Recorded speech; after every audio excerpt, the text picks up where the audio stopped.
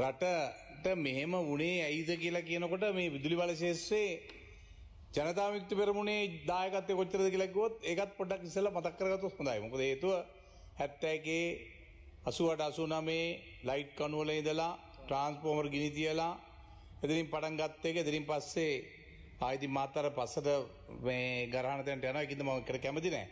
එතනින් පස්සේ මේ සාම්පූර් එක හදන්න ගියාම පෙළපාලි ගිහලා ඒක නැවැත්තුවා. ඊළඟට මේ විදුලි බලාගාර පටන් ගන්නකොට ඒව නැවැත්තුවා. ඊළඟට මේ අපේ විදුලි බල මණ්ඩලය ප්‍රතියෝගත කරනකොට මැරෙන්න ඇදුවා පාරවල් දිගේ මිනිස්සු මේ බස්සලා. මේ වගේ ප්‍රතිඵලය තමයි මේ තියෙන්නේ. අඩුම තරමේ අජිත් පෙරමැතුමා උදේ ඉඳලා කිව්වා කරපු ඒවා ටික. ඉතින් මං හිතන්නේ තමුන්නාන්සලගේ නතර කරපු ප්‍රමාණය ගත්තොත් ඔය ඔක්කොටම වැඩි කියලා මට කියන්න තියෙන්නේ. ඉතින් මං කියන්න කැමතියි දැන් ඒකම දැන් මේ තමුන්නාන්සෙත් දැන් කිව්වනේ මේ අලුත් වැඩපිළිවෙලක් එක දැන් විදුලි බල මණ්ඩලයත් එක්ක මේ ගත්ත තමුන්නාන්සලාගේ ආණ්ඩුව ඇවිල්ලා කරපු ක්‍රියාකාරකම් එක්ක දැන් සෝබාදනවි කියලා බලාගාරයේ තමුන්නාන්සලාගේ 2025 ජූනි 23 තමයි පටන් ගත්තේ. මේක LNG ව්‍යාපෘතියක් විතර තමයි පටන් ගත්තේ. බයි කම්බයින් සයිකල් එකක් විදියට මේකත් යන්නේ. අලුත් ආණ්ඩුව මේ ගිවිසුම අත්සන් කරා. දැන් මේක LNG වලින් යනවා කියලා තමයි පටන් ගත්තේ. තමුන්නාන්සලා ආණ්ඩුව ඇවිල්ලා කරන්න හදපු මහා දැවන්ත වෙනස්කම ගැන මේ කතා කරන්න නේද? දැන් මොකද වෙලා තියෙන්නේ? මේ සෝබාදනවි එකේ ජූනි මාසේ කැපැසිටි චාර්ජ් එක රුපියල් 340යි. එතකොට අගෝස්තු මාසේ කැපැසිටි චාර්ජ් එක 1320යි. ඒකකයක් ගන්න රුපියල් 1239 748ට. මේ එක ඒකකයක් විදුලි ඒකකයක් ගන්න තමුන්නාන්සලා හදපු අලුත්ම කොම්පැනිය. සැප්තැම්බර් මාසේ මේක 1193යි කැපැසිටි චාර්ජ් එක රුපියල් 164.86යි. මේ එක ඒකකයක් සඳහා විදුලියට තමුන්නාන්සලාගේ ආණ්ඩුව හදපු නැත්නම් තමුන්නාන්සලාගේ ආණ්ඩුව විවෘත කරපු සෝබාදනවි එකේ ගාන මම මේ කිව්වේ. ඊළඟට ඔක්තෝබර් මාසේ රුපියල් 1219.13යි. යුනිට් කොස්ට් එක ඒකකයක් සඳහා විදුලි ඒකකයට රුපියල් 235.96යි. කවුද මේවට අනුමැතිය දුන්නේ? ඊළඟට නොවැම්බර් 15 වෙනකම් රුපියල් 590යි. ඒත් එක කොස්ට් එක විදුලි ඒකකට යන රුපියල් 356.88ක්. දැන් මේක තමයි මේ මාලිමා ආණ්ඩුවේ ක්‍රියාකාරකම. තමුන්නාන්සලා පටන් ගත්ත සෝබාදනවි. දැන් සහස්තනවියක කැබිනට් පත්‍රිකාවේ තියෙන්නේ රුපියල් 20ට. දැන් මේ සම්බන්ධව මහජන උපයෝගිතා කොමිසම සභාව ලිපියක් කරනවා. මේක බොරු. මේක නෙමෙයි ඇත්ත ගාන රුපියල් 70ට මේක අනිවාර්යයෙන් යනවායි කියලා. එතකොට අවුරුදු 20ක් මේක දුවන්න වැඩපිළිවෙල සකස් කරලා තියෙනවා. පුරාජනීය බලශක්තිය තමුන්නාන්සලා රුපියල් 37 ඉඳලා රුපියල් 19ට අඩු කරනකොට ඊළඟට කවද්ද මේවා LNG බවටපත් වෙන්නේ? මෙන්න මේක තමයි තියෙන ප්‍රශ්නේ. ඒතර අපිට තමුන්නාන්සලා හදන අලුත් බලාගාර දෙකම පැහැදිලිව මේ පුරාජනීය බලශක්තියට වඩා වැඩි. මොකද හේතුව ඒවා ඩීසල් බලාගාර. ඒවා LNG බලාගාර වෙන්නේ නැහැ. මොකද අපිට කියන්න කවද්ද මේක වෙන්නේ කියලා. ඒ නිසා මම කියන්න කැමති ඒ ක්‍රියාදාමය තමුන්නාන්සලා පටන් ගත්තේ වගේ තියෙන මේ පළවෙනි කාරණේ විදියට. දෙවෙනි එක දැන් තමුන්නාන්සලා මේ කැදවලා තිබෙනවා establishment of 160 megawatt 640 megawatt standalone battery energy storage system from 10 megawatt to 40 megawatt AC capacity projects on build, own and operate.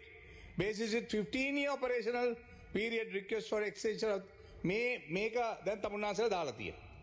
දැන් මේක කවද්ද දැම්මේ? 2025 ජූලි 30. දැන් මේක දවස් 42ක් දැම්මා 2025 සැප්තැම්බර් 10ට. මිලියන 6.6යි. බිලියන 2ක විතර ලංකා ආණ්ඩුවේ නැත්නම් ශ්‍රී ලංකාවේ සල්ලි. දැන් මේකට මේගොල්ලෝ ඉල්ලුවා සාමාන්‍යයෙන් තව කාලයක් දෙන්න කියලා. මොකද හේතුව මේකේ තියෙන විශාල වැඩ කොටසක් කරන්න. එක පැත්තකින් මේ ස්ථාන හොයාගන්න ඕනේ. ඒ වගේ මේවට බොන්ඩඩ් වෙයාවුස් එක මෙයා කරගන්න ඕනේ. ඒ වගේම feasibility study එකක් කරන්න ඕනේ. ඊළාට බිඩ් සබ්මිෂන් එකට යනකල් වැඩ ගොඩක් තියෙනවා කරන්න මේ ස්ථාන හොයාගන්න ඕනේ. මේවා මේ ගාන තුල කරන්න බැහැයි කියලා මේ කොම්පැනි ඉල්ලීමක් කරා. සද්දයකට ඔය තමුන්නාස දුන්නා. දැන් මොකද වෙන්නේ ඊට පස්සේ? දැන් මේකට ඉල්ලුම් පත්‍ර දානවා කොම්පැනි ගණනාවක්. මේ කොම්පැනි ගණනාවෙන් මේ හැම කොම්පැනිම දාන්නේ Tamanට ලංකාවට මේක ගෙනල්ලා මේ ස්ටෝරේජ් මේ බැටරි ස්ටෝරේජ් එක කරන්න යන වියදම ඔක්කොම ඇතුල් කරලා. හැබැයි ඔව් ටැක්ස් එකත් එක්ක ගාණ කීයද කියලා තමයි කොම්පැනි දාන්නේ. හැබැයි එක කොම්පැනියක් ඒ කොම්පැනි එක මොකද කරන්නේ? ඒ කොම්පැනිය දාන ටැක්ස් නැතුව. ඒ කොහොමද ඒක කරන්නේ? වින්ෆෝස් කියලා කම්පැනි එකක්. මේ කොම්පැනිය දානවා ටැක්ස් එක නැතුව. බිඩ් කරනවා ටැක්ස් එක නැතුව. කාගෙන් අහලාද? එතකොට එයාලා බිඩ් එක දාන්නේ ටැක්ස් එකක් නැතුව. ලෝක හොරගම. ලෝක හොරගම. එතකොට මොකද වෙන්නේ? හරියටම ඔක්තෝබර් මාසේ 2025 ඔක්තෝබර් 14 අනුරාධ ජානායක මැතිතුමා මුදල් ඇමති විදියට ගහනවා ගැසට් එකක් establishment of renewable energy generation facility with a minimum of 1 megawatt power generation capacity of establishment of energy storage system facility with a minimum capacity of 1 megawatt to enhance renewable energy integration. මේකේ තිබිච්ච tax එක අයින් කරලා ගානවා gazette එකක්. මේ tender එක open කරන්නේ කවද්ද? මේක 15 වෙනිදා නිකුත් වෙන්නේ 14 වෙනිදා තමයි ටෙන්ඩර් එක ඕපන් වෙන්නේ. එතකොට මම අහන්න කැමතියි මේ කොහෙන්ද මේ ඉන්සයිඩ් මේ ඉන්ෆර්මේෂන් යන්නේ? ගරු අමාත්‍යතුමා කරු ජයකොඩි අමාත්‍යතුමා පැහැදිලි කිරීමක් කරන්න ඕනේ. ඔය බිඩ් එක ඕපන් කරන්න කලින් ඇඩෙන්ඩම් එකක් ඇවලා තියෙනවා හැමෝටම බිඩර්ස්ලට ටැක්ස් ඇතුව සහ ටැක්ස් නැතුව විදිහට ඔෆර් කරන්න කියලා. ඒක දැනුම් දීලා තමයි කරේ. එතකොට ඒක අනුව කටයුතු කරලා තියෙන්නේ. ඒ හින්දා උතන දැන් ඔබතුමා ඒ කෑල්ල අයින් කරා ටැක්ස් ඇතුව සහ නෑ. ගරු අමාත්‍යතුමා කියන්නේ ඔරිජිනල් ડોකියුමන්ට් එක නෙමෙයි ඊට පස්සේ ඇඩෙන්ඩම් එකක් විදිහට ඉදිරිපත් කරලා තියෙනවා. ඔබතුමා ඒක පරීක්ෂා කරලා බලන්න. හරි. මම ඔබතුමාගෙන් මම ගෞරවයෙන් ඉල්ලනවා කරුණා කළා ඒ කැබිනට් පත්‍රිකාව පාර්ලිමේන්තුවට සභාගත කරන්න. ඒතර අපිට තීරණය කරන්න. ඒතර අපිට කතා කරලා බලන්න පුළුවන්. එහෙම එකක් මේකේ නැති නිසා මම මේ කිව්වේ. හරි නේද? මම ඔබතුමාට කියන්නේ මට කරුණා කරලා ඒක ඉදිරිපත් කළා මම ඒක පිළිගන්නවා. හැබැයි මේක බලනකොට පේනවා කොම්පැනි අනික් කට්ටිය ඔක්කොම ටැක්ස් එක දානවා. එක කොම්පැනියක් ටැක්ස් නැතුව දානවා. ඒ කියන්නේ කොහෙන් හරි ඉන්සයිඩර් ඩීලින් එකක් යනවා. රයිට් ගැසට් එකක් එනවා. ඒ නිසා බය නැතුව මේක දාන්න කියලා. හරියටම මේක ඕපන් වෙන්නේ ටෙන්ඩර් එක ඕපන් වෙන්නේ 14 ගැසට් එකට යුක්ත වෙනවා 14. මම දන්නේ නැහැ කොහොමද මේ වෙන්නේ කියලා. ඒ නිසා මම හිතන්නේ මේවා ගැන ජනාධිපතිතුමාට අපි කියන්නේ කරුණා කරලා හොරකමට වංචාවට විරුද්ධ නම් බලන්න මේ කවුද මේවා කරන්නේ කියලා. මොකද ඔබතුමාලා වුණා ගැසට් ගස්ස ගන්නවා. ටෙන්ඩර් එක යනකොට ටෙන්ඩර් එකේ කට්ටිය මේ වැඩේ හරියට කරගන්නවා. දන්නවා ගැසට් එකක් එනවා කියලා. ඒ නිසා අන්තිමට අහුවෙන්නේ ගැසට් එක ගහපු මිනිස්සයා මුදල් ඇමති ජනාධිපතිතුමා. ඒ නිසා මම කියන්න කැමතියි ඒ වගේම අනික් කාර්යය තමයි විශේෂයෙන්ම කලිත සංස්ථාවේ තමුන්නාසල 2024 මුල් මාසයේ රුපියල් බිලියන 27ක ආදායමක් ගන්නවා. දෙකක කාලයක් තියෙනවා. තව විනාඩි දෙකයි. අයියෝ විනාඩි දෙක නෑ මේ එච්චර දියන්නේ නෑ ඊට වැඩි තියෙනවා. මේ ගත්ත මගේ වෙලාව. ඔක විනාඩියක් හම්බ වෙනවා. නෑ මේ කතා කරන්න දුන්නේ නෑනේ.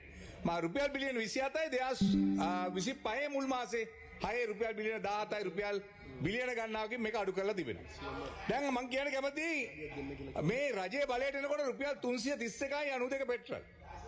ඔව් ඔබතුමාගේ ආණ්ඩුවට රුපියල් 293යි. දැන් මොකද වෙලා තියෙන්නේ?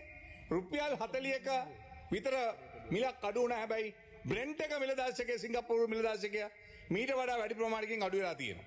ඒ වගේම තමුන්නාසලා කිව්වා වැට් එක අපේ වසන් සමසිංහ මැතිතුමාලේම වැට් එක ගැන විශාල කතා ගොඩක් කිව්වා. දැන් වැටුත් නැහැ මොකුත් නැහැ ඔක්කොම එහෙමම තියෙනවා. හම්බ කරපුවා කාංචනගේ සාක්කුවට යනවා කිව්වා අරගේ සාක්කුවට යනවා කිව්වා ඔක්කොම තමුන්නාසලා දැන් ඒවට උත්තර දී ගන්න බැරුව ඉන්නේ. ඒ වගේම මිල සූත්‍රය මාසිකව ප්‍රසිද්ධ කරන්නේ නැහැ තමුන්නාසලා. ඒක හංගගෙන ඉන්නවා. ඒ වගේම මම කියන්න කැමති අනික් කාර්යය තමයි විශේෂයෙන්ම ලාභ ගජ මිතුරන්ට ලබා දෙන්න. දැන් මම කියන්න කැමති වර්තමාන විශේෂයෙන්ම අපේ සභාපතිතුමාට එතුමා කළමනාකාර විදියට වැඩ කරපු කාලේ තෙල් ලෝඩ් 20ක් විතර වරායේ මේ හරි ඉන්නකොට එක නැතුව ගියා. ඒකට දැන් අපි පරීක්ෂණයක් කරන්න කියලා අපේ රණ්ඩුල මැතිතුමාම ඉල්ලීමක් කළා තියෙනවා.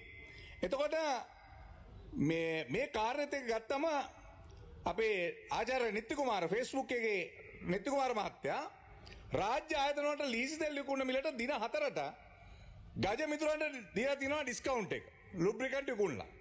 වෙච්ච අලාභය රුපියල් මිලියන 16ක්. මම මේක හැන්සට් ගත කරනවා.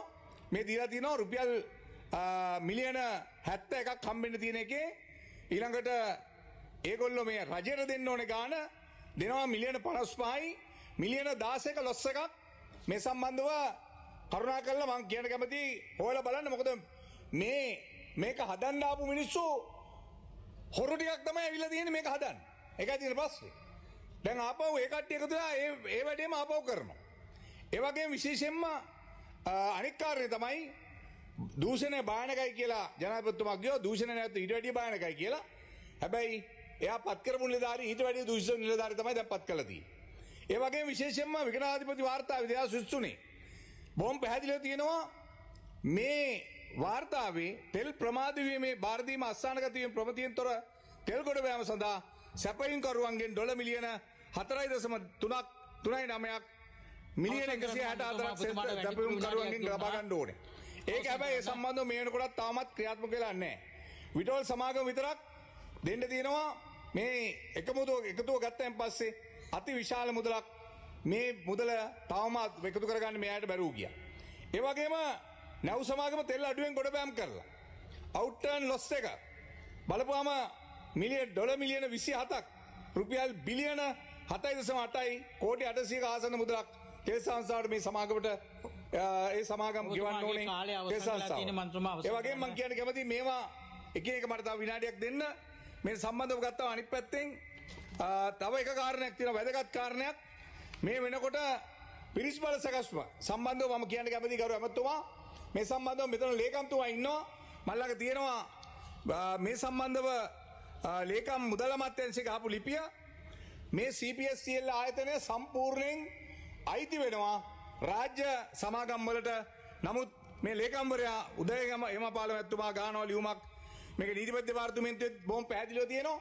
මේ CPSCL ආයතනයට Tamanට කැමති විදිහට මෙයාව බදව ගන්න බෑ. ඒ නිසා මම කියන්න කැමතියි කරුණාකරලා මේ සම්බන්ධ අපි අනාගතේ කතා කරන්න බලාපොරොත්තු වෙනවා. මම ලේකම්තුමාගෙන් ඉල්ලනවා කරුණාකරලා රාජ්‍ය ව්‍යාපාර පිළිබඳ ඒ ලිපි කියවන්න. මොකද හේතුව මේවා වැරදි විදිහට කරලා තමුන්නාසයට කැමති විදිහට මේ බදවා ගැනීම කරන්න බෑ කියන එකත් මතක් කරමින් ඔබතුමාට ස්තුතිවන්ත වෙනවා මට වෙලාව ලබා දීම ගැන.